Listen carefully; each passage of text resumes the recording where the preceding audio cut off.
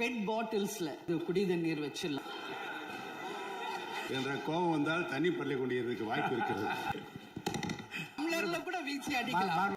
இன்றைக்கு நம்மளுடைய பேரவையில முதல்வர் அவர்களுடைய பிறந்த நாள். முதல்வருக்கு ஒரு கோரிக்கை வைக்கிறேன். இங்கு நான் சட்டமன்றத்திற்கு வந்த நாட்களில் இருந்து அவை பணியாளர்கள் எல்லாருக்கும் இது மாதிரி ஒரு டம்ளர்ல ஒவ்வொரு இடமா போய் தண்ணி கொடுத்துக்கிட்டு இருக்காங்க.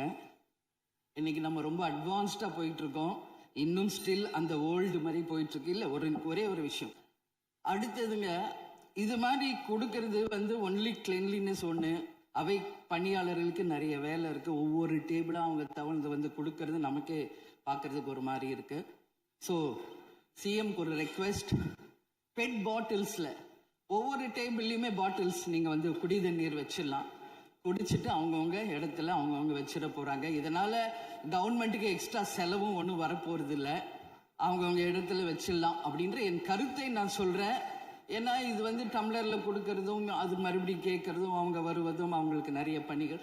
அது பதில் ஒவ்வொரு சீட்ல ஒரு பெட் பாட்டில்ஸ் மாதிரி கண்ணாடி பாட்டில்ல வாட்டர் வச்சுட்டா அவங்கவுங்களுக்கு தேவைக்கு எடுத்துட்டு கொடுத்துடலாம்.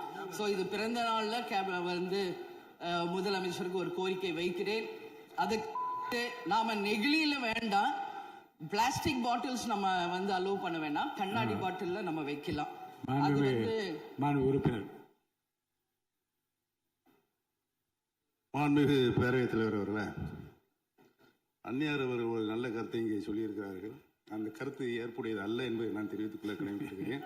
என்ற கோபம் வந்தால் தண்ணி பள்ளி கொண்டிருக்கிறதுக்கு வாய்ப்பு இருக்கிறது.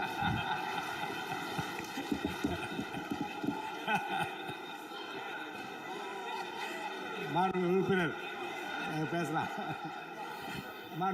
இப்போ தண்ணி பாட்டில் தான் வீசணும்னு கிடையாது, டம்ளர்ல கூட வீசி அடிக்கலாம். உறுப்பினர் ஒரு நிமிஷம். தலைவர் அவர்களே, நம்முடைய மாண்புமிகு முன்னாள் முதலமைச்சர் அண்ணன் ஓபிஎஸ் அவர்கள் ஒரு நிலையை குறிப்பிட்டு அதை எரிவதற்கான தண்ணி பாட்டில் எரிவதற்கான வாய்ப்பு இருக்கிறது சொன்னார்கள். ஒருவேளை அவருடைய தனிப்பட்ட அனுபவத்தின் காரணமாக அதை அவர் நீங்க குறிப்பிடுறாரா என்பதை நான் அறிய விரும்புகிறேன். மாண்புமிகு உறுப்பினர், ஏன்னா காலையில இருந்து ரொம்ப காரசாரமாவே போயிட்டு இருந்துச்சு. அதனால ஒரு ஹாப்பியா நம்மளுடைய முதல்வர் பிறந்த நாள்ல எல்லாரும் சந்தோஷமா இன்னைக்கு நம்ம அவையை செய்வோம். சோ பாட்டில் தான் வீசணும்ன்றது இல்ல, வன்முறைக்கு வேண்டும் என்றால் இங்க எவ்வளவோ இருக்கு, எது வேணாலும் வீசலாம். பட் நம்ம எண்ணம் அது கிடையாது. நிச்சயமாக தண்ணீர் என்றாலே பிரச்சனை தான் போல இருக்கு. அது காவேரி தண்ணீரா இருந்தாலும் டாஸ்மாக் தண்ணீரா இருந்தாலும் அது ஒரு பிரச்சனையா தான் இன்னைக்கு மக்கள்கிட்ட இருக்கு.